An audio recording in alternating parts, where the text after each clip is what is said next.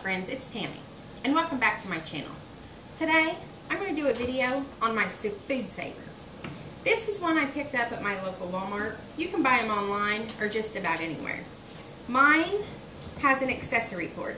If you get one, make sure it has the accessory port so you can use other things with it. This is the hose that goes in the accessory port. I have a top that will seal wide mouth mason jars, and then I have another top that will seal small mouth mason jars. It also came with some freezer bags. You can put whatever you want in here. Open this, sucks the air out, seals them up, put them in the freezer, and you're good to go. Or if that ain't the size you want, they actually sell bags in the roll.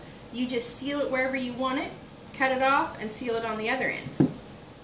So now I'm going to show you how I use my vacuum sealer to save my food while I'm away.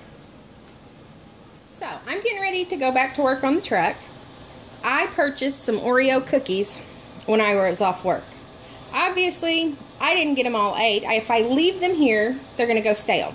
So I'm going to show you how I use my food saver to vacuum seal this jar so these will be just as fresh when I come home in a month or 2 months or whenever I decide to eat them again as they are right now. So the first thing I do, this is a wide mouth jar. This is the topper that fits the wide mouth jar. I take and I plug in the end of my hose into my accessory port. Make sure it's all the way down. I have had trouble before when it's not all the way down. Now the jar, I'm going to take my ring off, but I leave my lid on. So keep the lid on and the ring off.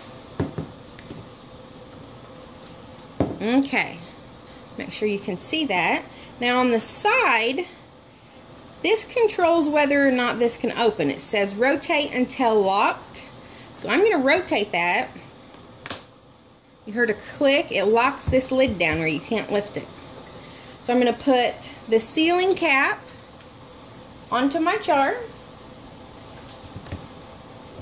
And I'm going to turn it on. If you're listening through something that's on your ears or you've got it turned up, you might want to turn it down a little bit because this probably will be loud.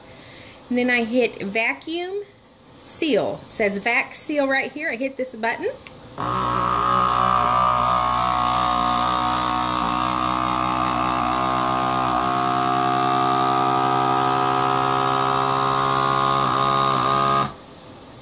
And it's done. The red light came on. It quit working. So I let that go. You could probably hear some air going. Pull this off. I try to be gentle with it. And it's sealed. I can turn it upside down. I wouldn't do it with something super heavy in there, but it's sealed. Just like a canning jar. There's no popping. I go ahead and put the lid on. Just because if you've seen videos with my kitchen before, I use these on my shelves for kind of decoration. But that's how I seal the jar. Now, I'm going to take this out. This will also seal freezer bags. I've not purchased a large amount of meats, but I do have some leftover barbecue potato chips. That looks, I don't know, at least half of a bag right there. So I'm going to show you how I seal these with my vacuum sealer. So the next time I want to eat them, they'll be just as fresh as they are now. Now this doesn't vacuum the air out of these bags. I'm not for sure why. It may be just a different type of bag, but it does seal them. So I fold the top of the bag over, lift up the front of it. You'll have this area right here where the sealing happens. Push all the air out of the bag that you can get, because I said for cereal and chips and type stuff, it won't vacuum for some reason. Put that back down, lock it so it can't go anywhere, and then hit the seal button. Now this doesn't actually go off, so I normally wait about 5 seconds. That should be long enough.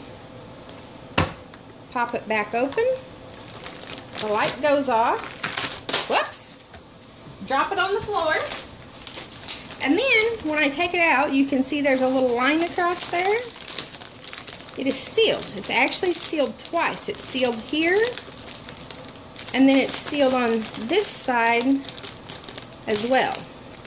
And if I want to open it, I can just open it back up, and then I can reseal it. So, if I did need something vacuum sealed though, I could just put it into one of the bags that's provided with the machine, and that would vacuum all the air out. So if I was going to freeze some meat or something, I would definitely want to make sure that I could use the vacuum function with it. If you guys have any questions, make sure and leave them below. And remember to do something today that your future self will thank you for it.